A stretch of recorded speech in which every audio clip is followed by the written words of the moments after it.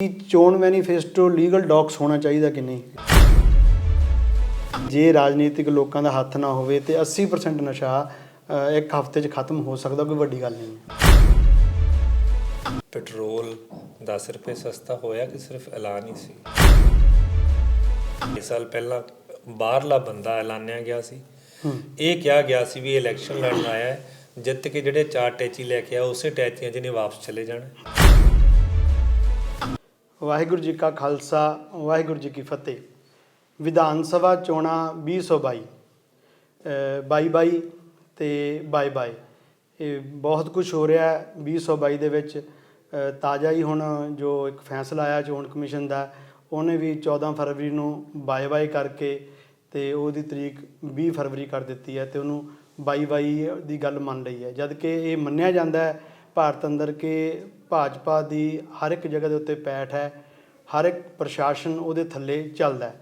ਉਹਦੀ ਇੱਕ ਤਾਜ਼ਾ ਉਦਾਹਰਨ ਵੀ ਹੈ। ਉਹ ਵੱਖਰੀ ਗੱਲ ਹੈ ਕਿ ਇਸ ਚੀਜ਼ ਨੂੰ ਇੱਕ ਮੁੱਦਾ ਧਾਰਮਿਕ ਤੌਰ 'ਤੇ ਬਣਾਇਆ ਗਿਆ। ਸਭ ਤੋਂ ਪਹਿਲਾਂ ਤਾਂ ਸੰਧੂ ਸਾਹਿਬ, ਅਸੀਂ ਜੁਝਾਰ ਟਾਈਮ 'ਤੇ ਸਮਾਂ ਦੇਣ ਲਈ ਤੁਹਾਡਾ ਬਹੁਤ ਬਹੁਤ ਧੰਨਵਾਦ ਵਿਅਸਤ ਸਮੇਂ ਦੇ ਵਿੱਚ। ਅਤੇ ਸਿੱਧਾ ਹੀ ਸਵਾਲ ਇਸ ਗੱਲ 'ਤੇ ਕਿ ਜਿਹੜਾ ਇਹ ਸਮਾਂ ਅੱਗੇ ਕੀਤਾ ਗਿਆ, ਤੁਸੀਂ ਇਸ ਨੂੰ ਰਾਜਨੀਤਿਕ ਤੌਰ 'ਤੇ ਕੀ ਸਮਝਦੇ ਹੋ? ਸਭ ਤੋਂ ਪਹਿਲਾਂ ਤੁਹਾਡੇ ਰਾਹੀਂ ਮੈਂ ਜੁਝਾਰ ਟਾਈਮਜ਼ ਦੇ ਦਰਸ਼ਕਾਂ ਨੂੰ ਫਤਿਹ ਬੁਲਾਉਂਦਾ। ਵਾਹਿਗੁਰੂ ਜੀ ਕਾ ਖਾਲਸਾ, ਵਾਹਿਗੁਰੂ ਜੀ ਕੀ ਫਤਿਹ। ਸਵਾਲ ਤੁਹਾਡਾ ਆਇਆ, ਮੈਂ ਵੀ ਹੁਣੇ ਜਦੋਂ ਆਫਿਸ ਪਹੁੰਚ ਹੀ ਰਿਹਾ ਸੀ ਅਤੇ ਮੈਂ ਦੇਖ ਰਿਹਾ ਸੀਗਾ ਕਿ ਪਿੰਡਾਂ ਦੇ ਵਿੱਚ ਹੋਣ ਕਰਕੇ ਪਤਾ ਨਹੀਂ ਲੱਗ ਸਕਿਆ ਸੀ ਕਿ ਜਿਹੜੀਆਂ ਚੋਣਾਂ ਦੀ ਤਾਰੀਖ ਹੈਗੀ ਹੈ ਉਹ 14 ਤੋਂ 20 ਕਰ ਦਿੱਤੀ ਗਈ ਹੈਗੀ ਹੈ। ਇੱਕ ਧਾਰਮਿਕ ਸੋਚ ਜੁੜੀ ਵੀ ਸੀ ਇਸ ਗੱਲ ਨਾਲ, ਜਿਸ ਨੂੰ ਲੈ ਕੇ ਪੰਜਾਬ ਦੇ ਮੁੱਖ ਮੰਤਰੀ ਸਰਦਾਰ ਚਰਨਜੀਤ ਸਿੰਘ ਚੰਨੀ ਜੀ ਨੇ ਅੱਜ ਤੋਂ ਕੁਝ ਦਿਨ ਪਹਿਲਾਂ ਇਲੈਕਸ਼ਨ ਕਮਿਸ਼ਨ ਨੂੰ ਇੱਕ ਚਿੱਠੀ ਲਿਖ ਕੇ ਬੇਨਤੀ ਵੀ ਕੀਤੀ ਸੀ ਗੁਰੂ ਰਵਿਦਾਸ ਜੀ ਦਾ ਗੁਰਪੁਰਬ ਦੇ ਲੋਕਾਂ ਦੀ ਫੇਰੀ ਨੂੰ ਲੈ ਕੇ ਕਿ ਜਿਹੜੇ ਸਾਡੇ ਭਗਤ ਹੈਗੇ ਆ, ਜਿਹੜੇ ਗੁਰੂ ਰਵਿਦਾਸ ਜੀ ਦੇ ਜਯੰਤੀ ਵਾਲੇ ਦਿਨ ਜਾਂਦੇ ਹੈਗੇ ਆ, ਸਟੇਟ ਤੋਂ ਬਾਹਰ ਵੀ ਜਾਂਦੇ ਆ, ਵਾਰਾਣਸੀ ਵੀ ਜਾਂਦੇ ਆ।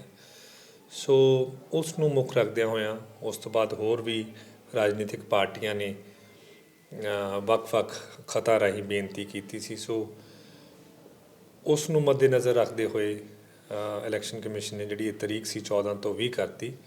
ਜਿੱਥੋਂ ਤੱਕ ਤਾਂ ਧਾਰਮਿਕ ਮਸਲੇ ਨੂੰ ਲੈ ਕੇ ਗੱਲ ਚੱਲੀਏ ਤਾਂ ਉਹਦਾ ਤਾਂ ਇਹੀ ਮਤਲਬ ਤੇ ਇਹੀ ਮਕਸਦ ਨਿਕਲਦਾ।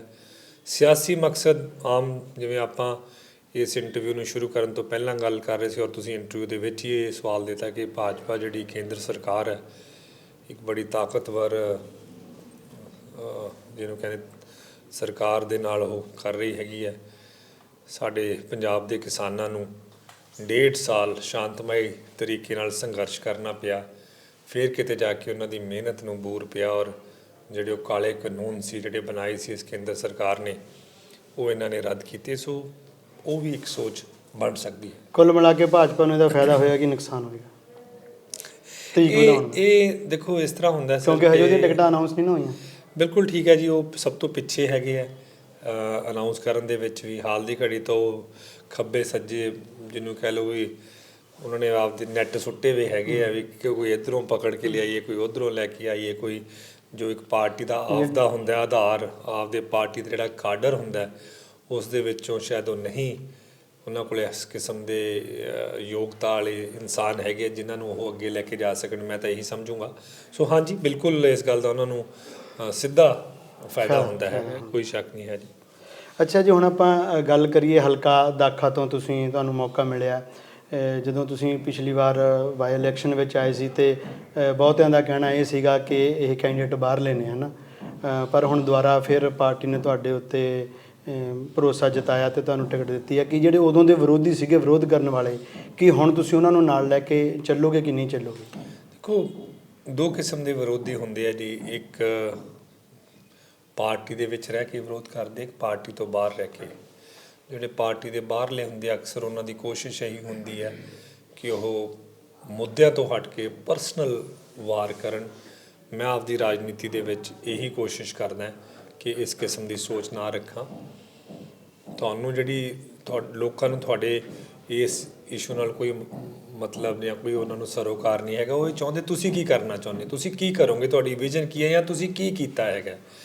ਸੋ ਮੇਰੀ ਜੇ ਤੁਸੀਂ ਵਿਰੋਧੀਆਂ ਦੀ ਗੱਲ ਕੀਤੀ, ਜਿਹੜੇ ਪਾਰਟੀ ਦੇ ਵਿੱਚ ਕੁਛ ਦਿਨ ਪਹਿਲਾਂ ਜਦੋਂ ਟਿਕਟਾਂ ਅਨਾਊਂਸ ਹੋਣੀਆਂ ਸੀ, ਸਾਡੇ ਸੀਨੀਅਰ ਕੁਛ ਲੀਡਰ ਸਾਹਿਬਾਨ ਸੀ, ਉਹਨਾਂ ਦੀ ਇੱਕ ਸੋਚ ਸੀ ਆਹੀ ਜੋ ਤੁਸੀਂ ਸਵਾਲ ਕੀਤਾ। ਪਰ ਮੈਂ ਉਹਨਾਂ ਦਾ ਸਾਰਿਆਂ ਦਾ ਧੰਨਵਾਦ ਕਰਦਾ ਕਿ ਜਦੋਂ ਇਲੈਕਸ਼ਨ ਤੇ ਨਾਂ ਅਨਾਊਂਸ ਹੋਏ, ਉਹਨਾਂ 'ਚੋਂ 3 ਜਾਂ 4 ਸੀਨੀਅਰ ਲੀਡਰ ਸਾਹਿਬਾਨਾਂ ਨੇ ਜਿੱਥੇ ਫੋਨ ਕਰਕੇ ਮੈਨੂੰ ਵਧਾਈ ਦਿੱਤੀ, ਉੱਥੇ ਮੁਹਿੰਮ ਨਾਲ ਜੁੜਨ ਦਾ ਐਲਾਨ ਵੀ ਕੀਤਾ। ਤੁਸੀਂ ਜੇ ਕੱਲ੍ਹ ਦੀਆਂ ਤਸਵੀਰਾਂ ਦੇਖੋਗੇ ਤੇ ਪਰਸੋਂ ਦੇ ਦੇਖੋਗੇ, ਤੁਸੀਂ ਉਹਦੇ ਵਿੱਚ ਦੇਖੋਗੇ। ਸੋ ਉਹਨਾਂ ਸਾਰਿਆਂ ਦਾ ਮੈਂ ਧੰਨਵਾਦ ਕਰਦਾ ਕਿ ਉਹਨਾਂ ਦੀ ਸੋਚ ਜਿਹੜੀ ਹੈ ਉਹ ਪਾਰਟੀ ਪ੍ਰਤੀ ਵਫਾਦਾਰੀ ਦੀ ਹੈ, ਦਿਆਨਤਦਾਰੀ ਦੀ ਹੈ। ਜਿਵੇਂ ਤੁਸੀਂ ਮੁੱਦਿਆਂ ਦੀ ਗੱਲ ਕੀਤੀ, ਅਗਰ ਆਪਾਂ ਹਲਕਾ ਦਾਖਾ ਤੋਂ ਦੇਖੀਏ ਤਾਂ ਮੁਸਲਿਮ ਭਾਈਚਾਰੇ ਵੱਲੋਂ ਵੀ ਇਹ ਤੁਹਾਡੇ ਬਾਰੇ ਕਿਹਾ ਜਾਂਦਾ ਕਿ ਵਕਫ ਬੋਰਡ ਦੀ ਜਿਹੜੀ ਜਗ੍ਹਾ ਆ ਉਹਦੀ ਤੁਸੀਂ ਨਜਾਇਜ਼ ਵਰਤੋਂ ਕਰ ਰਹੇ ਹੋ, ਦੱਬ ਰਹੇ ਹੋ, ਇਹਦੇ ਬਾਰੇ ਸੱਚਾਈ ਕੀ ਹੈ? ਦੇਖੋ, ਵਕਫ ਬੋਰਡ ਦੇ ਬਾਰੇ ਜੇ ਮੇਰੇ ਹਲਕੇ 'ਚੋਂ ਕਿਸੇ ਵੀ ਥਾਂ 'ਤੇ ਕੋਈ ਇਹੋ ਜਿਹਾ ਇਸ਼ੂ ਹੈਗਾ, ਔਰ ਅਦਰਵਾਈਜ਼ ਵੀ ਜੇ ਮੈਂ ਕਿਤੇ ਵੀ ਕੋਈ ਨਜਾਇਜ਼ ਕਬਜ਼ਾ ਕੀਤਾ ਹੈਗਾ, ਮੇਰੀ ਬੇਨਤੀ ਹੈ ਕਿ ਉਸ ਦੀ ਪ੍ਰੋਪਰ ਇਨਕੁਆਇਰੀ ਹੋਣੀ ਚਾਹੀਦੀ ਹੈ, ਔਰ ਇਨਕੁਆਇਰੀ ਮੁਤਾਬਿਕ ਜੋ ਉਹਦਾ ਨਤੀਜਾ ਹੈਗਾ ਉਹ ਮੈਂ ਆਪਦੇ ਸਿਰ ਮੱਥੇ ਲਾਊਂਗਾ।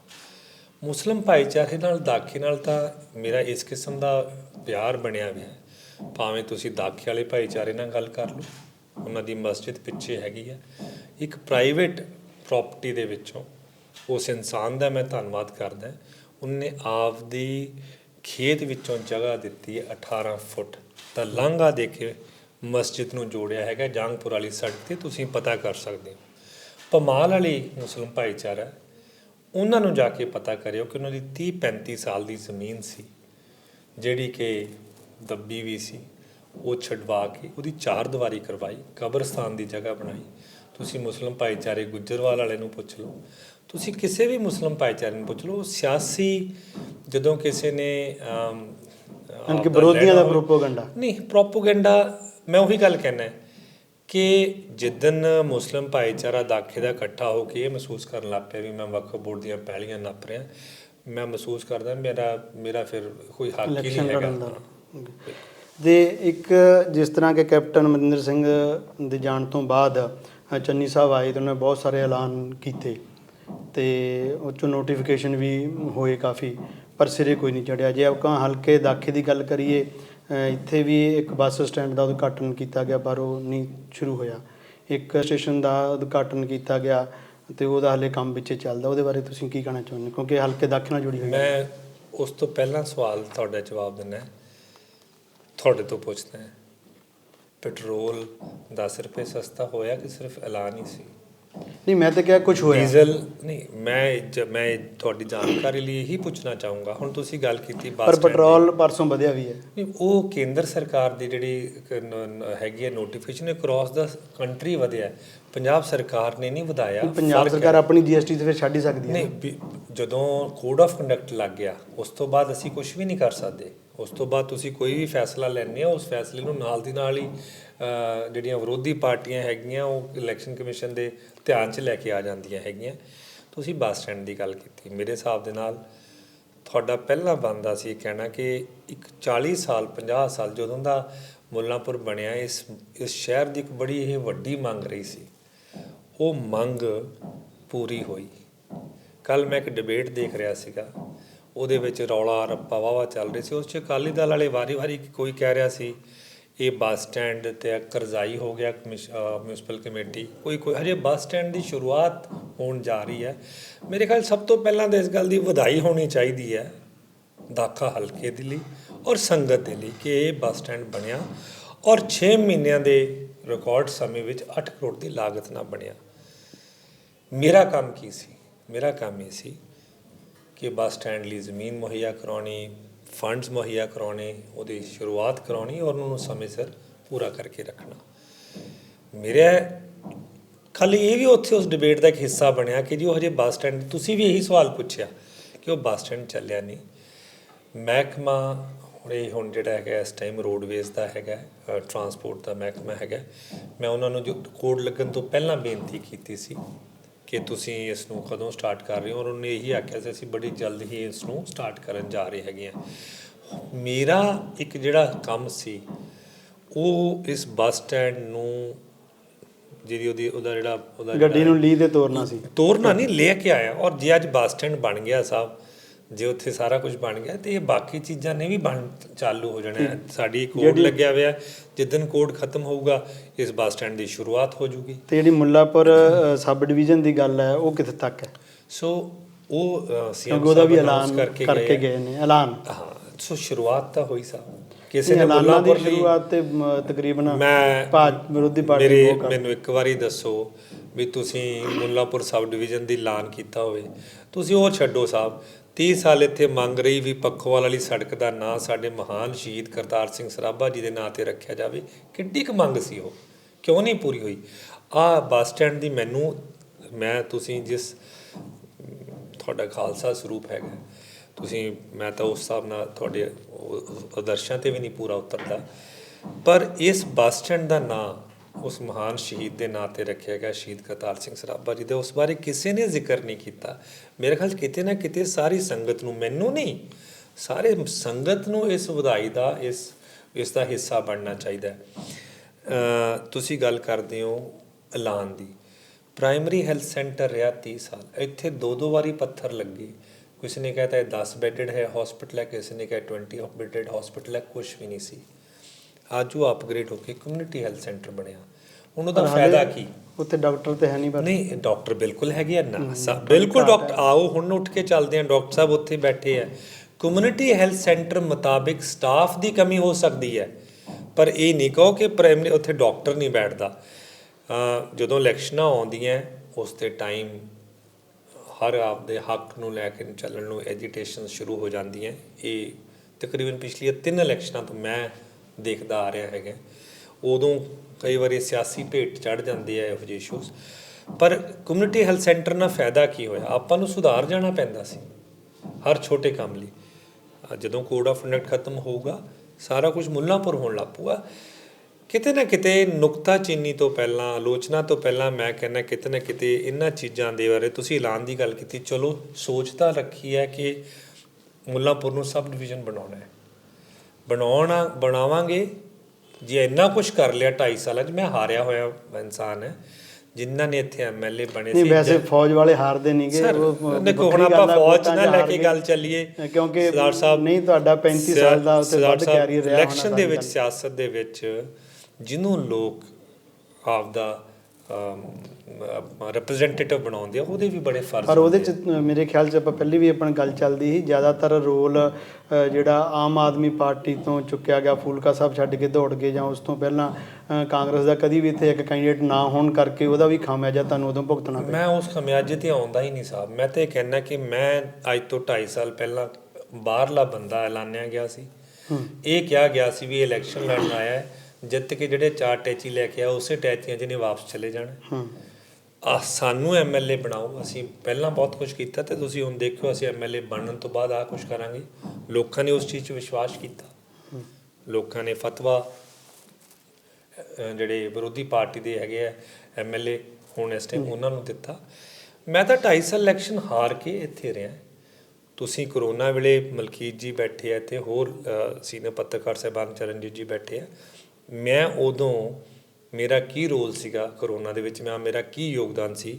ਮੈਂ ਕੋਈ ਫੋਟੋਆਂ ਨਹੀਂ ਖਿਚਾਈਆਂ ਕਿਸੇ ਚੀਜ਼ ਨੂੰ ਲੈ ਕੇ, ਬਟ ਆਪ ਦਾ ਜੋ ਮੇਰਾ ਪਰਿਵਾਰ ਦਾ ਮੈਂਬਰ ਬਣ ਕੇ ਇੱਕ ਮੇਰਾ ਯੋਗਦਾਨ ਸੀ ਉਹ ਪਾਇਆ।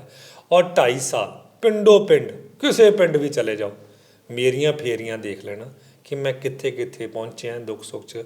ਵਿਕਾਸ ਦੀ ਗੱਲ 'ਤੇ ਤਾਂ ਆਪਾਂ ਬਾਅਦ 'ਚ ਆਵਾਂਗੇ, ਇਸ ਗੱਲ 'ਤੇ ਤਾਂ ਆਪਾਂ ਇਸ਼ੂ ਨਹੀਂ ਬਾਅਦ 'ਚ ਲੈ ਕੇ ਆਵਾਂਗੇ। ਕਿਸੇ ਚੀਜ਼ 'ਤੇ ਮੈਂ ਪਿੱਛੇ ਨਹੀਂ ਹਟਿਆ। ਇਹ ਫੈਸਲਾ ਹੁਣ ਲੋਕਾਂ ਨੇ ਫੇਰ ਤੈਅ ਕਰਨਾ ਹੈ। ਮੈਂ ਕਚਹਿਰੀ 'ਚ ਉਹਨਾਂ ਦੇ ਪਹੁੰਚਿਆ, ਮੈਂ ਦੁਬਾਰਾ, ਉਹ ਤੈਅ ਕਰਨਗੇ ਵੀ 2.5 ਸਾਲ ਇੱਕ ਪਾਸੇ ਹਾਰਿਆ ਹੋਇਆ ਬੰਦਾ ਸੀ, ਜਿਹਨੂੰ ਇਲੈਕਸ਼ਨ ਜਿੱਤ ਨਹੀਂ ਸਕਿਆ, ਜਿਹਨੂੰ ਬਾਹਰਲਾ ਕਿਹਾ ਜਾਂਦਾ ਸੀ, ਉਹਨੇ 2.5 ਸਾਲ ਦੀ ਆਹ ਕਾਰਜੁਗਾਰੀ ਹੈ। ਜਿਹੜੇ ਇੱਥੋਂ ਦੇ ਸਨ ਆਫ ਸੋਇਲ, ਆਪਦੇ ਆਪ ਨੂੰ ਧਰਤੀ ਪੁੱਤ ਕਹਾਉਂਦੇ ਆ, ਉਹਨਾਂ ਦੀ 2.5 ਸਾਲ ਦੀ ਆਹ ਕਾਰਜੁਗਾਰੀ ਹੈ। ਫੈਸਲਾ ਪਰ ਕੁਝ ਲੋਕ ਤੇ ਹਜੇ ਵੀ ਤੁਹਾਨੂੰ ਕੈਪਟਨ ਅਮਰਿੰਦਰ ਸਿੰਘ ਦੀ ਖੱਬੀ ਬਾਂਹ ਸਮਝਦੇ, ਉਹਨਾਂ ਨੂੰ ਕੀ ਕਹਿਣਾ ਚਾਹੋਗੇ? ਨਹੀਂ, ਤੁਸੀਂ ਸਮਝਦੇ ਹੋ, ਮੈਂ ਮਹਿਸੂਸ ਕਰਦਾ। ਮੈਨੂੰ ਅੱਜ ਤੱਕ ਕਿਸੇ ਨੇ ਮੈਨੂੰ ਉਹੀ ਗੱਲ ਸਮਝਦੇ ਜਿਹੜੇ ਲੋਕ ਕਹਿੰਦੇ ਨੇ ਜਾਂ ਲੋਕਾਂ ਤੋਂ ਮੈਂ ਜਵਾਬ ਸੁਣਦੇ ਹਾਂ। ਮੈਂ ਤੁਸੀਂ ਸਵਾਲ ਪੁੱਛਿਆ, ਜਵਾਬ ਲਓ। ਪਹਿਲੀ ਵਾਰ ਇਹ ਮੈਨੂੰ ਐਂ ਕਿਹਾ, ਮੈਨੂੰ ਇਹ ਤਾਂ ਜ਼ਰੂਰ ਕਿਸੇ ਨੇ ਕਿਹਾ, ਔਰ ਮੌਜੂਦਾ ਐਮਐਲਏ ਨੇ ਵੀ ਕਿਹਾ, ਕਹਿੰਦਾ ਇਹ ਕੈਪਟਨ ਦਾ ਨਹੀਂ ਹੋਇਆ, ਇਹ ਤੁਹਾਡਾ ਕਿੱਥੋਂ ਹੋ ਜੂ? ਬੜੀ ਗੱਲ ਡੂੰਘੀ ਹੈ। ਪਰ ਕਿਸੇ ਦਾ ਪਿਛੋਕੜ ਜਾਂ ਕਿਸੇ ਤੇ ਜਦੋਂ ਤੁਸੀਂ ਪਰਸਨਲ ਸਵਾਲ ਚੱਕਦੇ ਹੋ, ਥੋੜ੍ਹਾ ਬਹੁਤ ਉਹਦੇ ਬਾਰੇ ਫੀਡਬੈਕ ਲੈਣਾ ਚਾਹੀਦਾ ਹੈ। ਮੇਰੀ ਕਾਂਗਰਸੀ ਹੋਣ ਦਾ ਸਬੂਤ ਸਰਦਾਰ ਜਗਮੀਤ ਸਿੰਘ ਬਰਾੜ 1999 ਵਾਲੀ ਇਲੈਕਸ਼ਨ ਪਾਰਲੀਮੈਂਟ ਦੀ ਉਹ ਦੇ ਸਕਦੇ ਆ। ਮੇਰੇ ਕਾਂਗਰਸ ਹੋਣ ਦਾ, ਪਾਰਟੀ ਦਾ ਫੈਮਿਲੀ ਮੈਂਬਰ ਹੋਣ ਦਾ ਸਬੂਤ ਮੇਰੇ ਫਾਦਰ ਸਾਹਿਬ ਇਸ ਦੁਨੀਆ ਵਿੱਚ ਨਹੀਂ ਰਹੇ।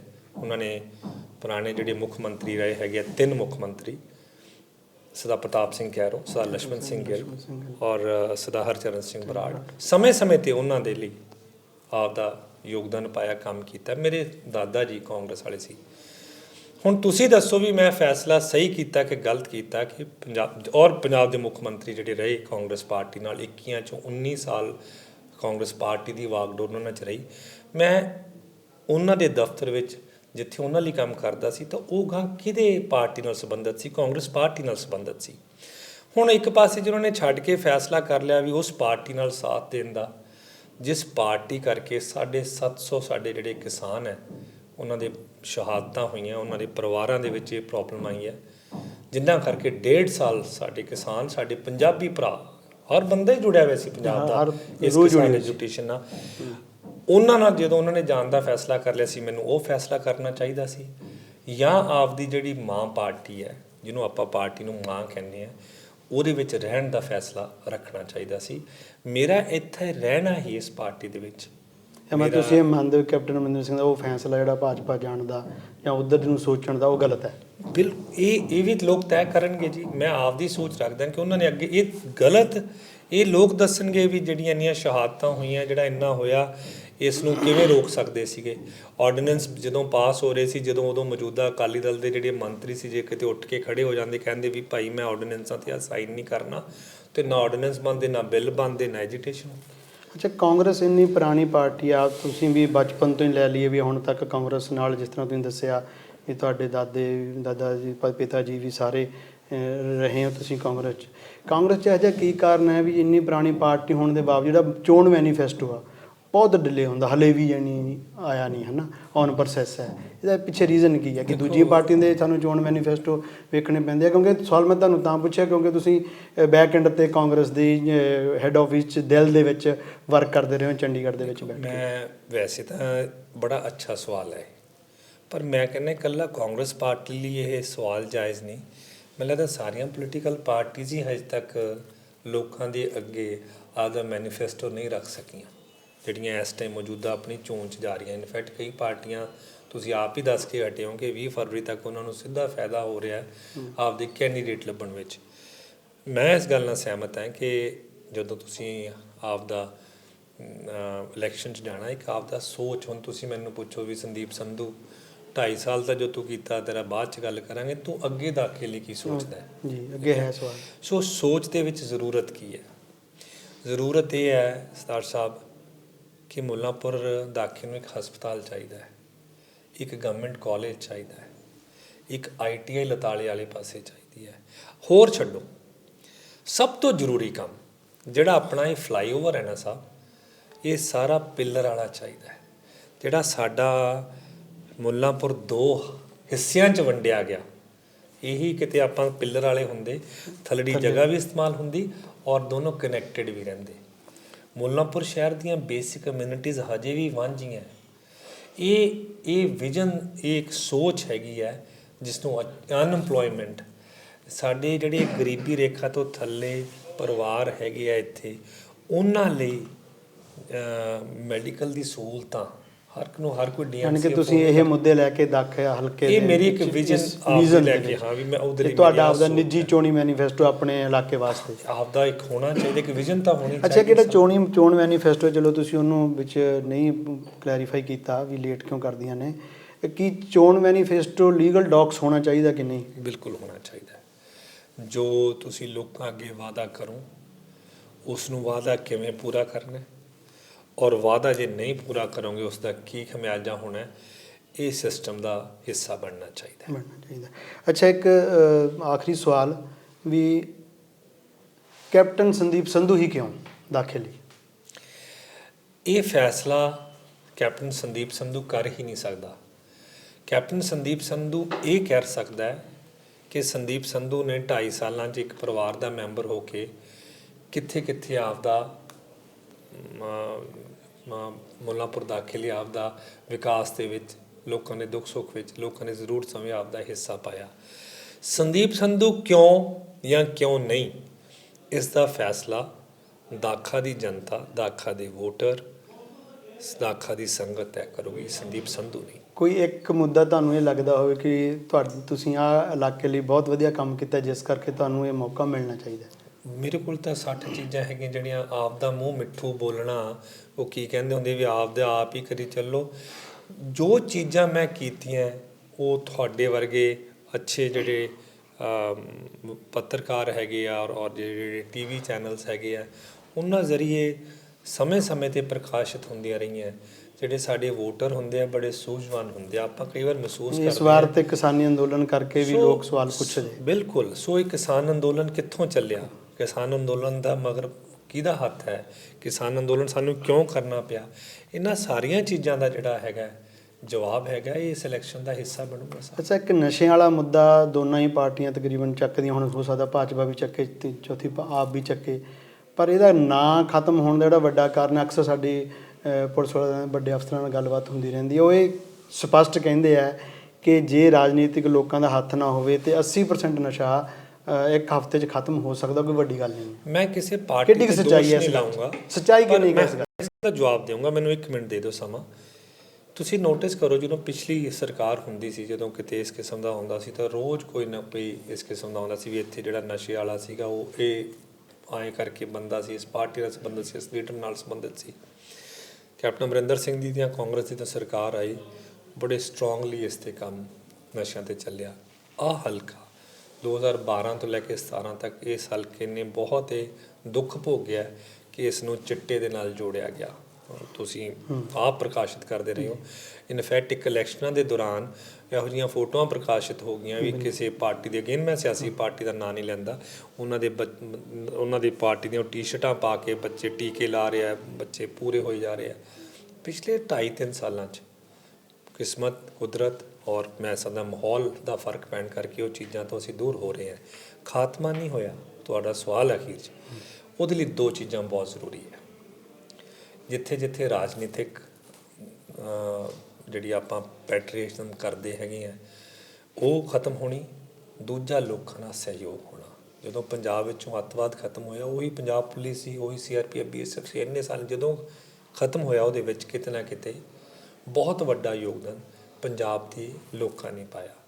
ਔਰ ਪੰਜਾਬ ਦੇ ਲੋਕਾਂ ਦੇ ਸਹਿਯੋਗ ਦੇ ਨਾਲ ਯੂਥ ਨੂੰ ਬਹੁਤ ਜ਼ਰੂਰੀ ਹੈ, ਯੂਥ ਨੂੰ ਲਾਮਬੰਦ ਕਰਨਾ, ਪਨੀਰੀ ਨੂੰ ਇੱਕ ਪਾਸੇ ਰੱਖ ਕੇ ਛੋਟਿਆਂ ਨੂੰ ਉਹਨਾਂ ਦੀ ਤਿਆਰੀ, ਜਿਹੜੀ ਫਸਲ ਪੱਕਣ ਵਾਲੀ ਹੈ ਉਹਨਾਂ ਲਈ ਇੱਕ ਸੋਚ, ਔਰ ਜਿਹੜੀ ਉਸ ਲੈਵਲ 'ਤੇ ਪਹੁੰਚ ਗਈ ਜਿਹਨੂੰ ਇਮੀਡੀਏਟਲੀ ਜ਼ਰੂਰਤ ਹੈ। ਜਿਵੇਂ ਹੁਣ ਵਿਜ਼ਨ ਦਾ ਮੇਰਾ ਇੱਕ ਇਹ ਵੀ ਹਿੱਸਾ ਹੈਗਾ ਕਿ 5 ਸਾਲਾਂ ਦੇ ਵਿੱਚ ਘੱਟੋ ਘੱਟ ਹਰ ਸਾਲ 2000 ਨੌਕਰੀ ਹਲਕੇ ਵਿੱਚ, ਜੇ ਸਰਕਾਰੀ ਤਾਂ ਪੰਜਾਬ 'ਚ ਕਿਤੇ ਵੀ, ਜੇ ਗੈਰ ਸਰਕਾਰੀ ਤਾਂ ਲੁਧਿਆਣੇ ਜ਼ਿਲ੍ਹੇ 'ਚ ਹੀ, ਕਿਉਂਕਿ ਇਸ ਪ੍ਰਾਈਵੇਟ ਪੈਸੇ ਨਾਲ ਤੁਸੀਂ ਫਾਜ਼ਿਲਕਾ ਜਾ ਕੇ ਜਾਂ ਕਿਤੇ ਹੋਰ ਜਾ ਕੇ ਕੰਮ ਨਹੀਂ ਕਰ ਸਕਦੇ, ਇੰਨਾ ਪੈਸਾ ਪ੍ਰਾਈਵੇਟ ਅਦਾਰੇ ਨਹੀਂ ਦਿੰਦੇ। ਇਹ ਸੋਚ ਦਾ ਹਿੱਸਾ, ਜੇ ਇਹ ਚੀਜ਼ ਲੈ ਕੇ ਚੱਲਾਂਗੇ ਤਾਂ ਮਕਸਦ ਆਪਾਂ ਸਫਲ ਹੋਵਾਂਗੇ। ਆਪਣੇ ਹਲਕੇ ਦੇ ਨੌਜਵਾਨ ਵੋਟਰਾਂ ਨੂੰ ਤੇ ਜਿਹੜਿਆਂ ਨੂੰ ਪਹਿਲੀ ਵਾਰ ਵੋਟ ਬਣੀ ਹੈ, ਉਹਨਾਂ ਨੂੰ ਕੀ ਸੰਦੇਸ਼ ਦੇਣਾ ਚਾਹੁੰਦੇ ਹੋ, ਕੀ ਕਹਿਣਾ ਚਾਹੁੰਦੇ? ਆਪਦੀ ਸੋਚ ਨੂੰ, ਆਪਦੇ ਏਰੀਏ ਨੂੰ ਸਹੀ ਤਰ੍ਹਾਂ, ਆਪਦੇ ਲੀਡਰਸ ਨੂੰ ਚੰਗੀ ਤਰ੍ਹਾਂ ਪਰਖ ਕੇ ਉਹਨੂੰ ਵੋਟ ਪਾਓ ਜੋ ਉਸ ਦਾ ਸਹੀ ਹੱਕਦਾਰ ਹੈ। ਧੰਨਵਾਦ ਤੁਹਾਡਾ। ਸੋ ਤੁਸੀਂ ਵੇਖ ਰਹੇ ਸੀ ਜੁਝਾਰ ਟਾਈਮ ਦਾ ਪ੍ਰੋਗਰਾਮ ਰਹਿੰਦਾ, ਜਿਹਦੇ ਵਿੱਚ ਅੱਜ ਅਸੀਂ ਹਲਕਾ ਦਾਖਾ ਤੋਂ ਕੈਪਟਨ ਸੰਦੀਪ ਸੰਧੂ ਜੋ ਕਿ ਕਾਂਗਰਸ ਦੇ ਉਮੀਦਵਾਰ ਨੇ, ਉਹਨਾਂ ਨਾਲ ਗੱਲਬਾਤ ਕਰ ਰਹੇ ਸੀ ਔਰ ਬੜੀ ਚੰਗੇ ਢੰਗ ਨਾਲ ਗੱਲਬਾਤ ਹੋਈ ਹੈ। ਔਰ ਵਧੀਆ ਲੱਗਦਾ ਹੈ ਕਿ ਪ੍ਰੋਪੋਗੰਡੇ ਤੋਂ, ਫਾਲਤੂ ਪ੍ਰੋਪੋਗੰਡੇ ਤੋਂ ਕਾਫੀ ਦੂਰ ਹੋ ਕੇ, ਜਿਵੇਂ ਕਿ ਪ੍ਰੋਗਰਾਮ ਦਾ ਨਾਂ ਹੈ ਉਹੋ ਜਿਹਾ ਸ਼ਾਇਦ ਮੈਨੂੰ ਨਹੀਂ ਲੱਗਦਾ ਕੋਈ ਸਵਾਲ ਵੀ ਹੋਇਆ ਅਤੇ ਜਾਂ ਜਵਾਬ ਵੀ ਆਇਆ। ਅਤੇ ਹਲਕੇ ਦੇ ਲੋਕਾਂ ਨੂੰ ਬੇਨਤੀ ਹੈ ਵੀ ਬਿਲਕੁਲ ਆਪਣੀ ਸੂਝ-ਬੂਝ ਦੇ ਨਾਲ, ਅਗਰ ਤੁਹਾਨੂੰ ਲੱਗਦਾ ਹੈ ਕਿ ਜਿਸ ਉਮੀਦਵਾਰ 'ਤੇ ਕਿਹਾ ਜਾਂਦਾ ਸੀ ਕਿ ਉਹ ਬਾਹਰਲਾ, ਉਹਨੇ ਤੁਹਾਡੇ ਨਾਲ ਖੜ੍ਹ ਕੇ ਇਹ 'ਤੇ ਵਿਖਾਤਾ ਕਿ ਉਹ ਕਰ ਸਕਦਾ, ਅਤੇ ਹੁਣ ਅੱਗੇ ਤੁਹਾਡੀ ਸੋਚ ਹੈ ਕਿ ਤੁਸੀਂ ਕੀ ਕਰ ਸਕਦੇ ਹੋ। ਤੁਹਾਨੂੰ ਚੰਗਾ ਲੱਗੇ ਤਾਂ ਜ਼ਰੂਰ ਵੋਟਾਂ ਪਾਇਓ ਅਤੇ ਆਪਣੇ ਹਲਕੇ ਦੇ ਵਿੱਚ ਆਪਣੀ ਸੋਚ ਦਾ ਉਮੀਦਵਾਰ ਲੈ ਕੇ ਆਇਓ। ਮੈਂ ਬਲਵਿੰਦਰ ਸਿੰਘ ਪੜੈਣ, ਕੈਮਰਾਮੈਨ ਸੰਦੀਪ ਸਿੰਘ ਦੇ ਨਾਲ, ਬਹੁਤ ਬਹੁਤ ਧੰਨਵਾਦ। ਵਾਹਿਗੁਰੂ ਜੀ ਕਾ ਖਾਲਸਾ, ਵਾਹਿਗੁਰੂ ਜੀ ਕੀ ਫਤਿਹ।